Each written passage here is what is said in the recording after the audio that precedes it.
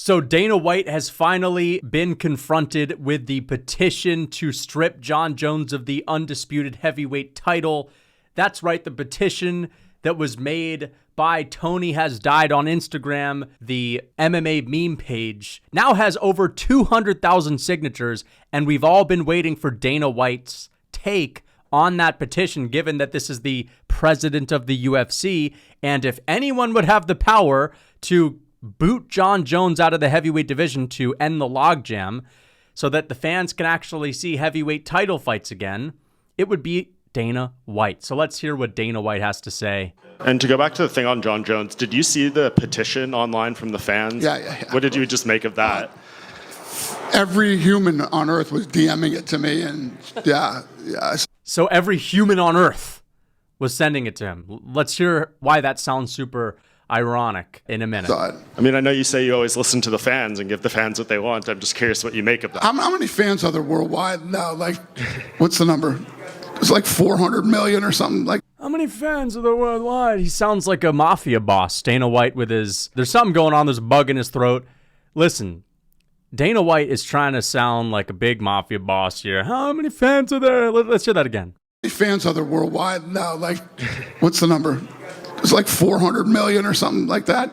It's 400 million or something like that? Yeah. Was it a couple 100,000 signed signature? That? Yeah, 130,000 people want to see him stripped. Look at that. 130,000 people want to see him stripped compared to 400 million. Yeah. I just made a really good point. Yeah.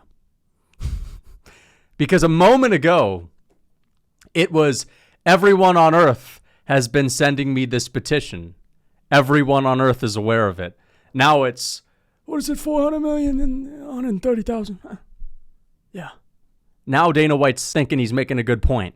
Look at this guy. Sure. Yeah. Not enough. Yeah, when we get 400 million signatures. Yeah, so that's what Dana White thinks. Dana White thinks there's only 130,000 measly signees of this petition, even though there's 200,000 at this point. I think there's 200,000. But Dana White is under the impression that there are 399,800,000 people with their arms crossed with facial expressions like this. Yeah, sure. With facial expressions like that lined up to face the signers of the petition. There's 399,800,000 smug-faced fans crossing their arms, all waiting there to defend Jon Jones, to say, well, wait until we have something to say about that. That's what Dana White thinks. I'm not saying that. I'm not. Hey, there's an army behind me of people that want Jon Jones to keep the belt. There's 400 million people that have viewed the UFC in the eternity of the world, and that's reoccurring views. That's me included. I myself, Lucas Tracy, have probably viewed UFC content on UFC pages probably thousands of times. And if you do that, if you just add all the numbers up, there's about 400 million views in total. First off, there's no way 400 million people even fucking watch the UFC. But the point that I'm making is, Dana White thinks there's like hundreds of millions of people that have seen the petition but not signed it because that's immature and that's just goofy shit. That's just goofy shit. It's kind of fucking silly. It's kind of fucking silly how anyone thinks a couple 100,000 signatures is the whole fucking fan base. Yeah. What I think is fucking silly is how delusional this is, okay? 200,000 people have taken the time out of their day to sign this petition because they are fed up with Jon Jones being the champion, and they are fed up with Tom Aspinall not having fights being booked while he's in his prime, all right? Every single UFC post for the past 2.5 weeks have been flooded with comments saying strip Jon Jones, okay? Even if the UFC posts something really cool that would naturally get a lot of engagement, people say, oh, that's great, strip Jon Jones. They always make sure to mention it. There has been a full-scale comment section riot with a hardcore MMA fan base against the UFC, calling them to act on the Jon Jones situation. And Dana White, when is confronted about this, just says, well, that's pretty fucking funny. It's like a couple of goofballs got together and decided to throw eggs at the apex. They're egging the apex, a couple of goofballs, right? That's what Dana White thinks this is. Just a couple of these UFC fans writing a billboard sign at a Jon Jones weigh-in saying, you suck. That's pretty common in the UFC. Actually, this is not common. This is unprecedented. The fans have had enough. And even though I said the card for UFC 316 sucked, I still watched it anyway. The UFC still suckers us into watching these pay-per-views, okay? But if they make Volk versus Yair, that is the first pay-per-view I will not be watching. Either way, this is unprecedented stuff. You must be confronted about the Jon Jones petition at every single press conference until Jon Jones has either stepped in the cage with Tom Aspinall or been booted out of the heavyweight division. Okay? That's it. I want Dana White to continue to be confronted with this. I don't want the fans to let up. I want us to continue to have our voices be heard so that they have no other choice but to make something happen.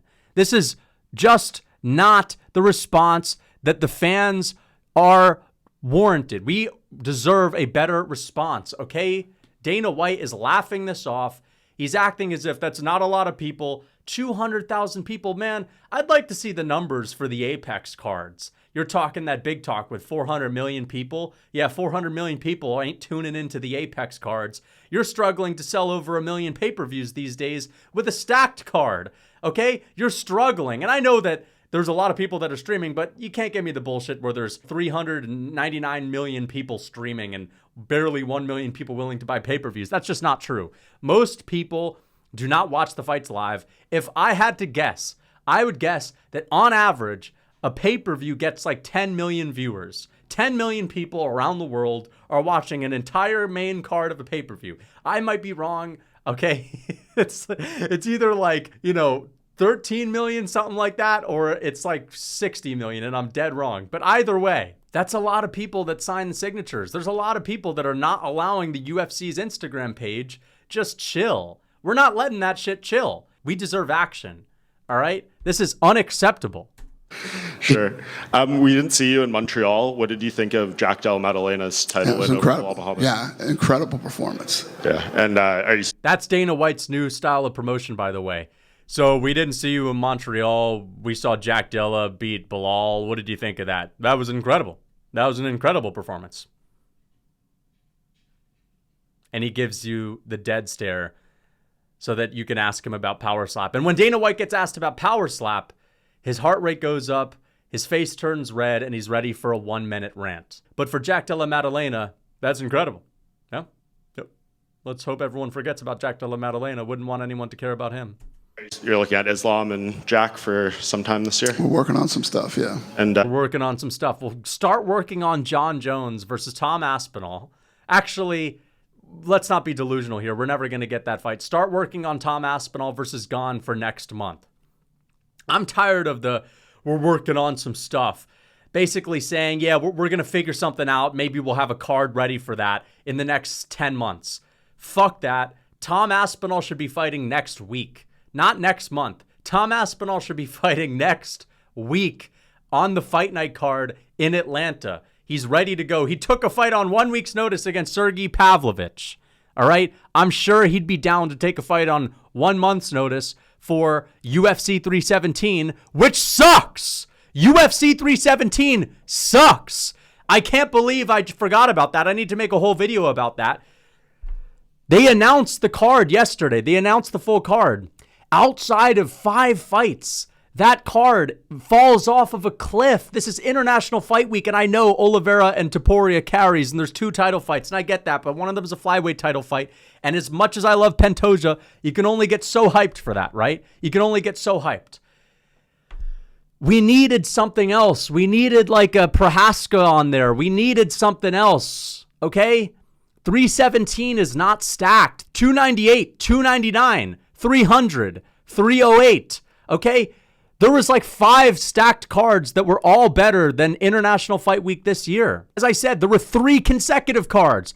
There were 2 before UFC 300 consecutive cards that were better than the International Fight Week that we're about to get.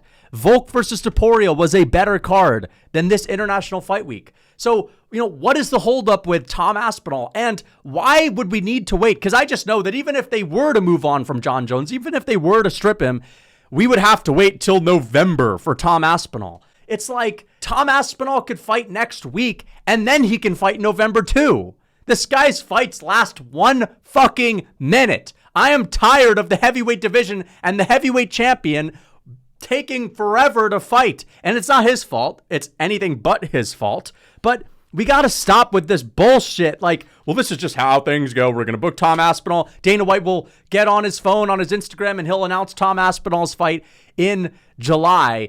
Tom Aspinall's fighting Gane in the main event for MSG. Co-main event, Pereira versus Magomed.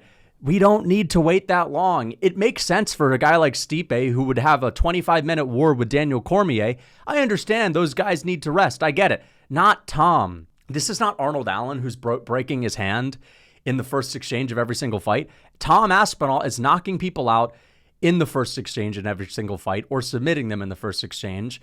When this guy has been on the shelf, resting and recovering for the last year, he does not need a 3-month training camp. Okay, I understand they need training camps, whatever. Okay, then just 1 month. He's had a fucking year training camp.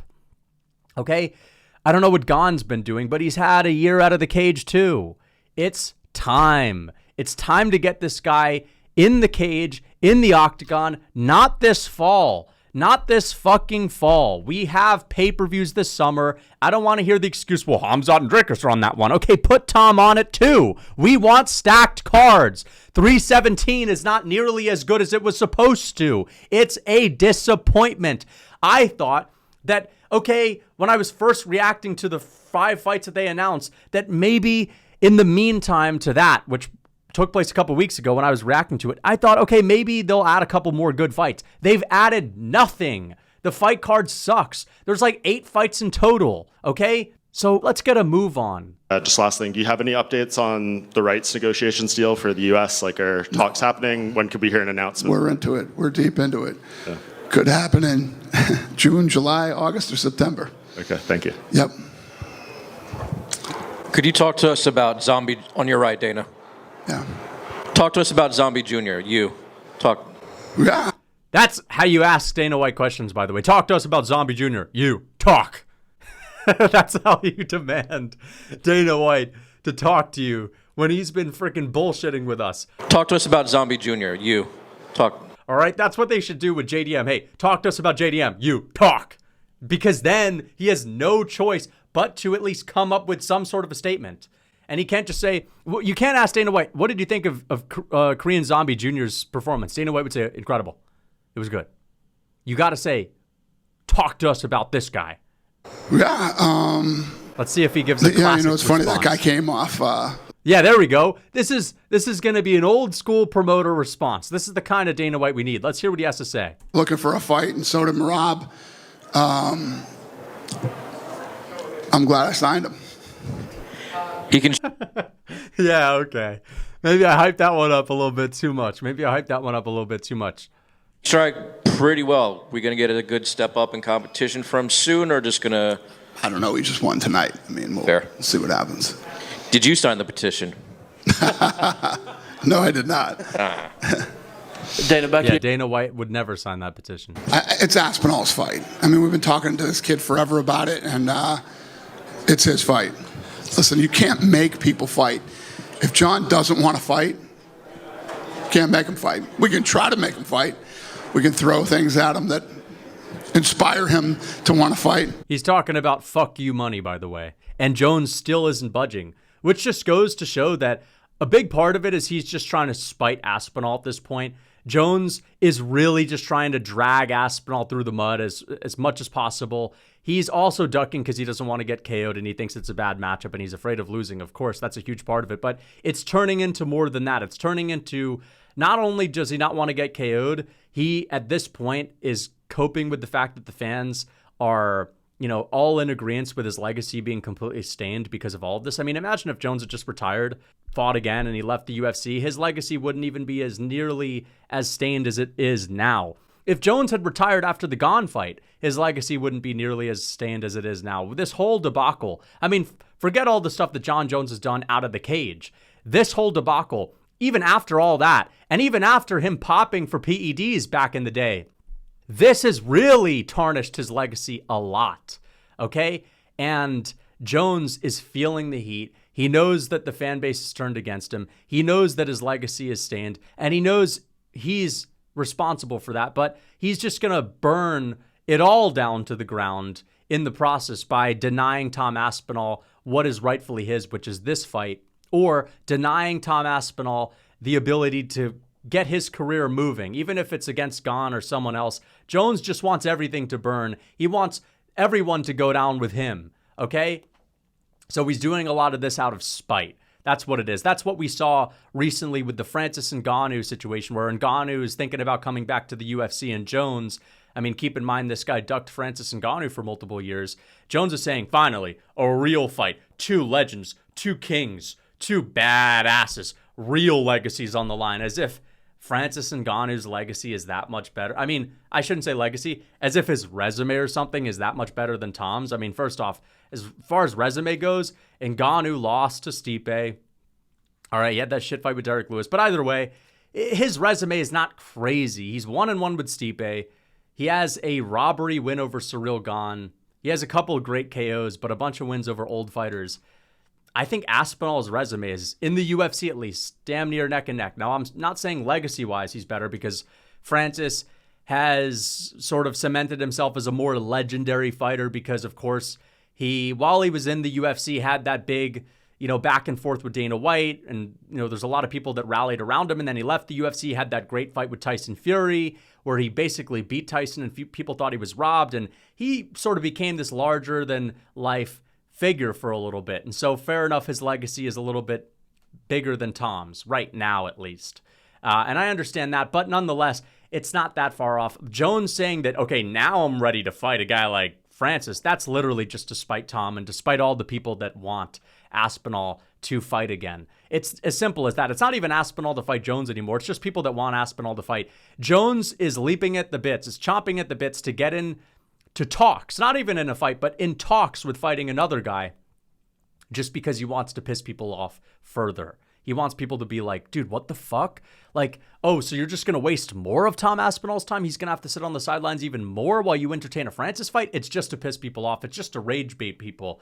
That's really what it is. But we'll figure it out. Regarding this TKO. So essentially, yeah, they've pretty much offered him fuck you money. They pretty much offered Jon Jones fuck you money, and he still isn't willing to budge. It was kind of crazy how much interest Jon showed in the Francis Ngannou fight. Like, there was some tweets going back and forth.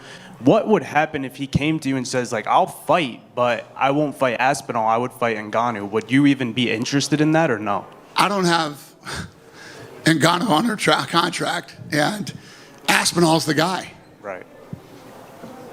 If you were put in the position, would you maybe try to get Ngannou back under contract or no?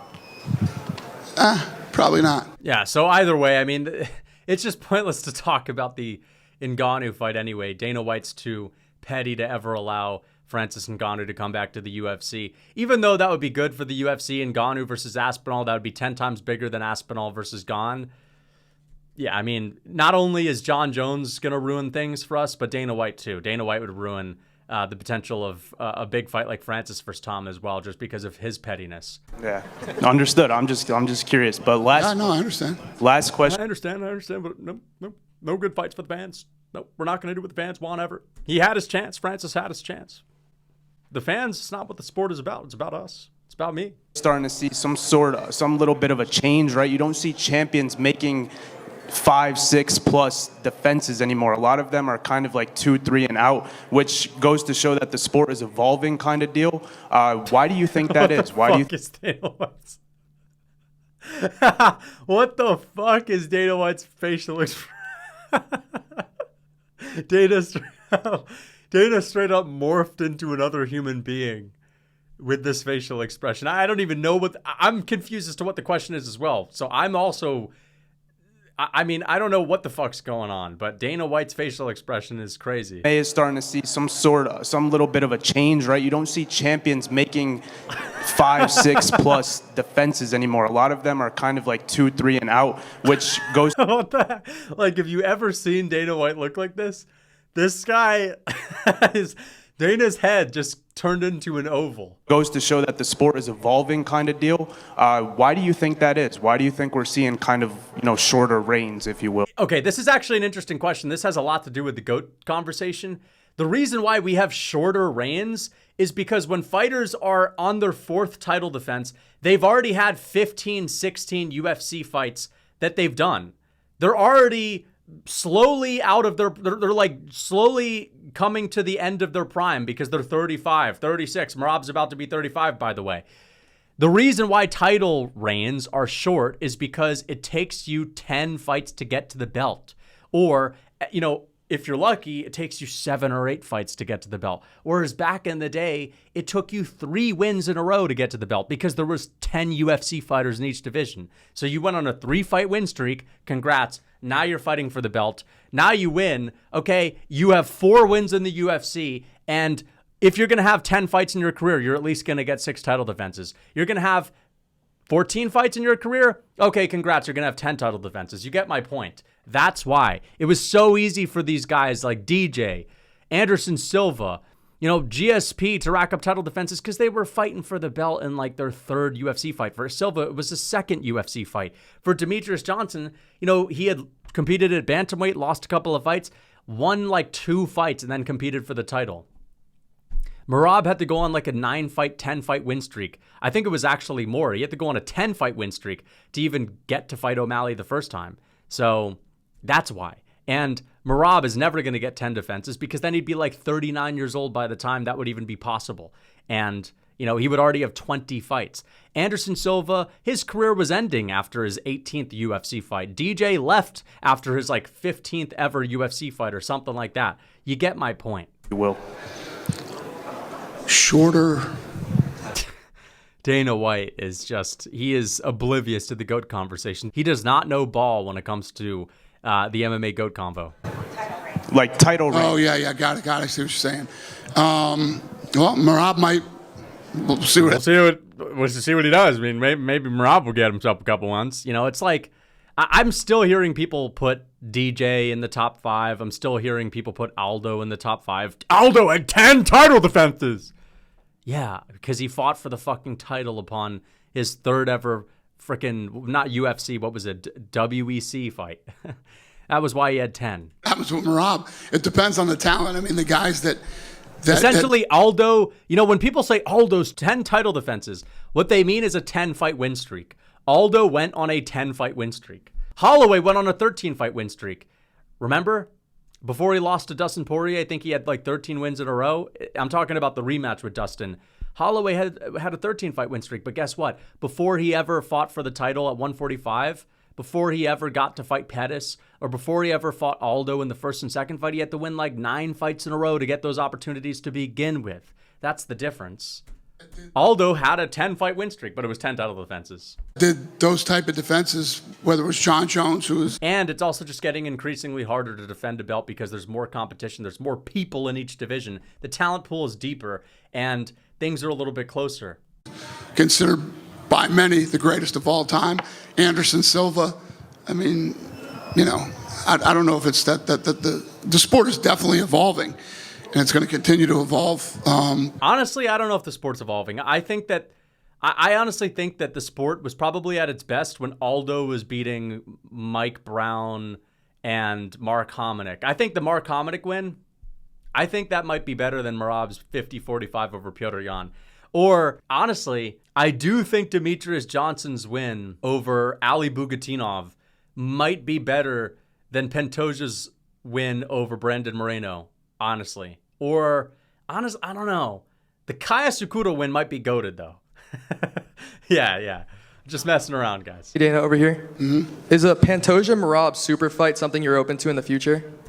That's actually a really good question. We would all be open to that. Merab saying he doesn't want to fight Volk, by the way. I'm kind of happy he doesn't want to fight Volk. I used to like that matchup for Volk. I don't like that matchup for Volk anymore. All right. I don't see anyone beating Merab. Definitely not an older Volk, okay? Maybe not, definitely not, but dude, I know Volk is bigger. I know he's got great cardio, but Merab's cardio is different. I would be more interested in lighter man skill Pantoja versus Merab. Sure. Never even thought about it till you just said it. Yep. Well, you should be thinking. This is the problem! Never even thought about it.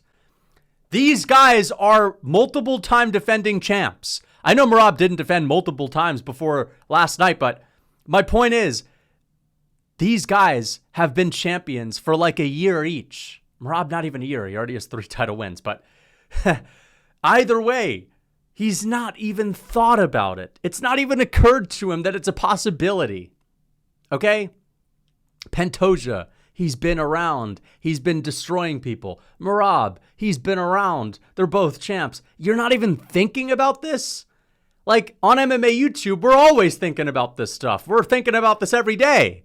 And you're the president of the UFC. You're not even fucking thinking about this? This is the problem.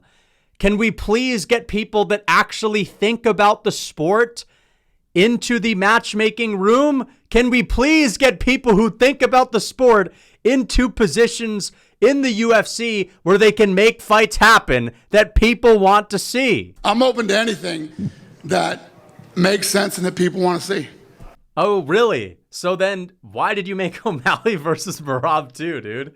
I guess it made sense. Fair enough. It made sense. It made money.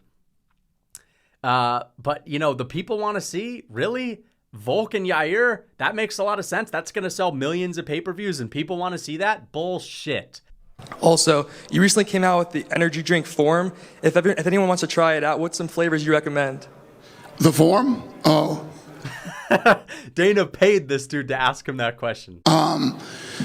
Well, obviously everybody is going to have. Obviously, Dana White's never had Form in his life. That's how you know he's never had the fucking thing that the person asked him about. Well, obviously, yeah, everyone has their favorite. Yeah, that means you've never had it. Their own opinions and their own. Mine is orange right now, but there's not even an orange flavor.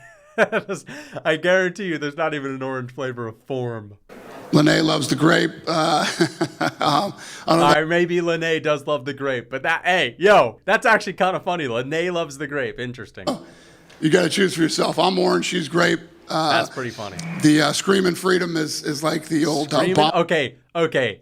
I can't deny Dana White knows his Form. If there's one called Screaming Freedom. Pops, and then I've never been like a blue Raz or any of that shit kind of guy, but. That's pretty good, too. And thanks. Damn, honestly, that's pretty good promo. I'm not even going to lie. I actually kind of want to try Form now, whatever that is. Dana right here. We haven't seen you since UFC 315, as Mike said. Valentina Shevchenko defended her title again. I know in the past you said you really liked the Zhang Weili super fight. Do you feel like with where those divisions are now, that you've had a month maybe to think about the matchmaking for Valentina, that now is the time to make that fight? Sure. So that'll definitely be next. I'm going to get back, and we got matchmaking on Tuesday. And I tried. Thanks. We good? Dana right here. Yeah. Alex Bahunin tweeted out that as of today, there will be no September pay-per-view. Can you confirm or deny that? What do you say? September pay-per-view. Who? No September pay-per-view. No September. Oh, Noche? No. Yeah. No, yeah, there's no pay-per-view. Yeah. Okay, yeah, so there's no... Damn, that is not good news. That means no stacked card in September.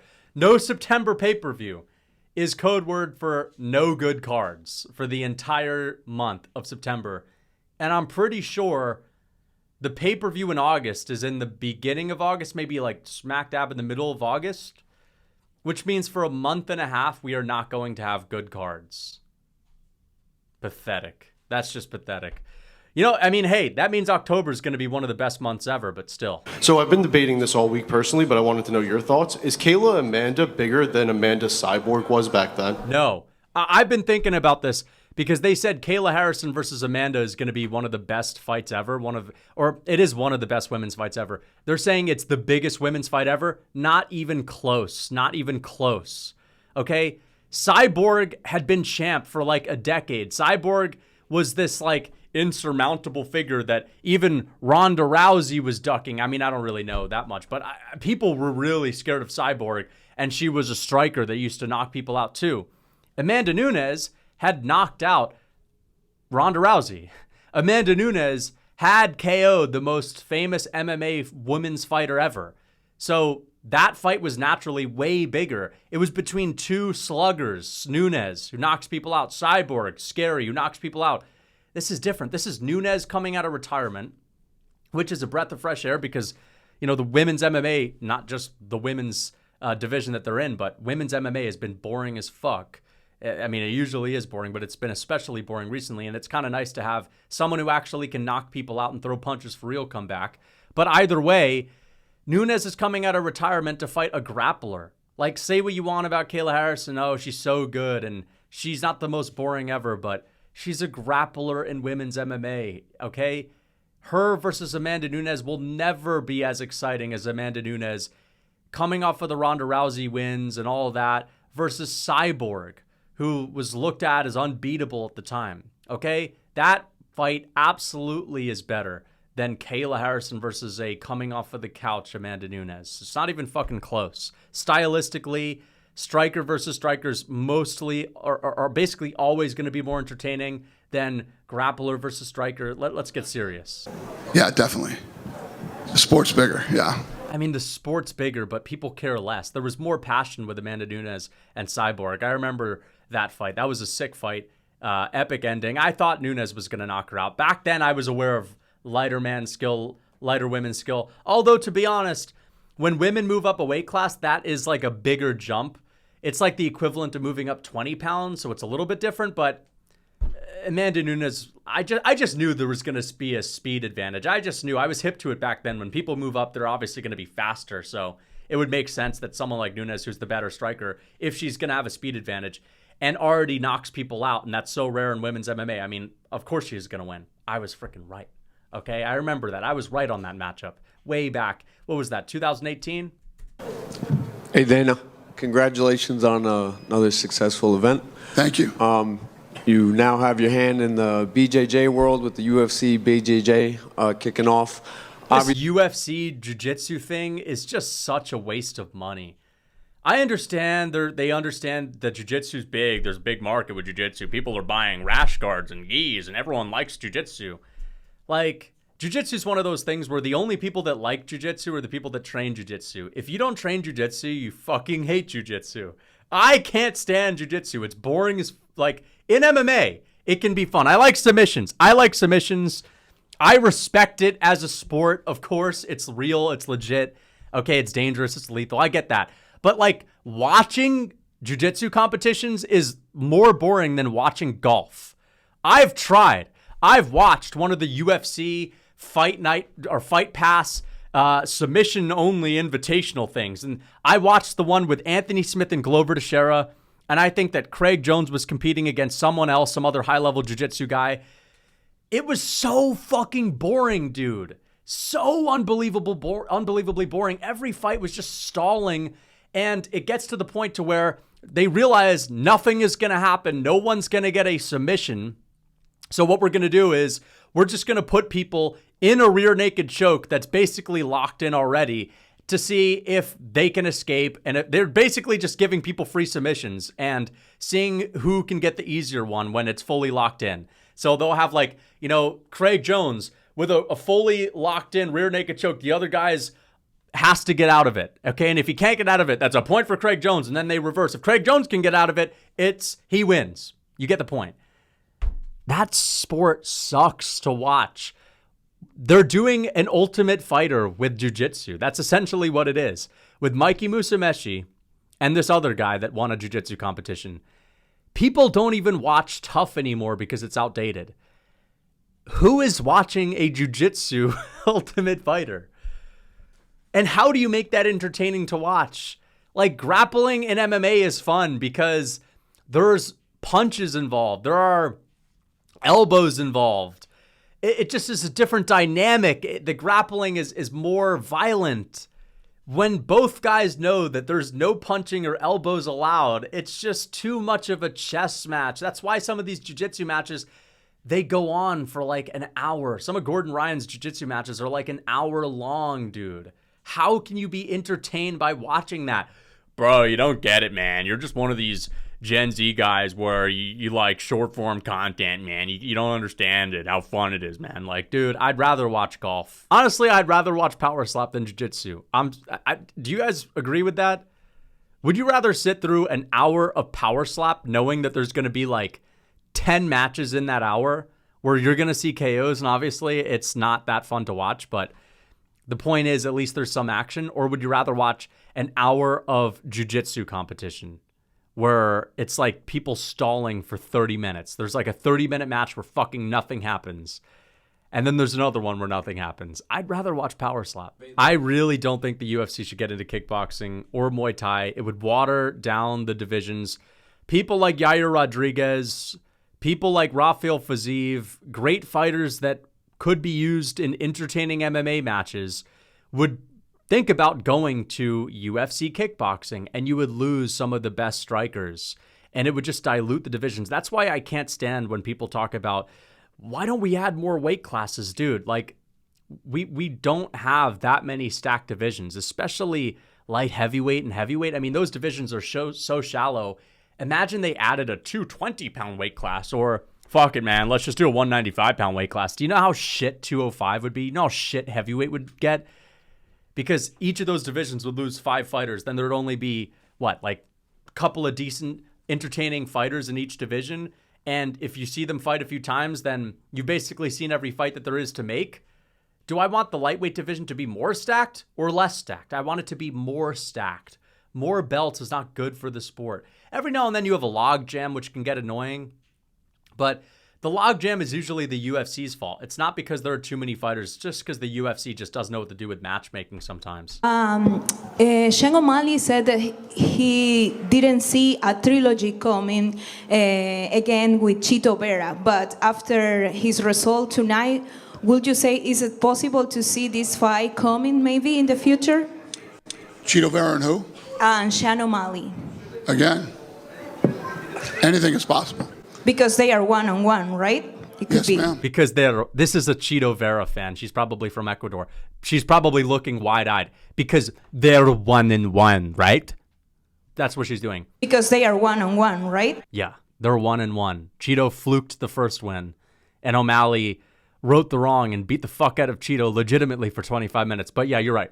Because they are 1-1. What is up, guys? It's Lucas Tracy MMA here, and I want to let you guys know that I have something for you. And that's a real food cookbook. Because if you're walking around looking like Chris Dawkins, you got to get that weight off. I don't know if you think you're DC or something, but most people usually don't perform at their best when they're walking around with 30% body fat. So if you're trying to lean out and you still want to eat good, tasty comfort foods, well, you could check out my Real Food Cookbook, because I've made it a purpose to have good, tasty foods that you can still eat just without all the processed bullshit, without all the processed ingredients like soy and seed oils. So guys, check out the Real Food Cookbook. Use code MMA for 30% off. The link is in my description. Don't forget that discount.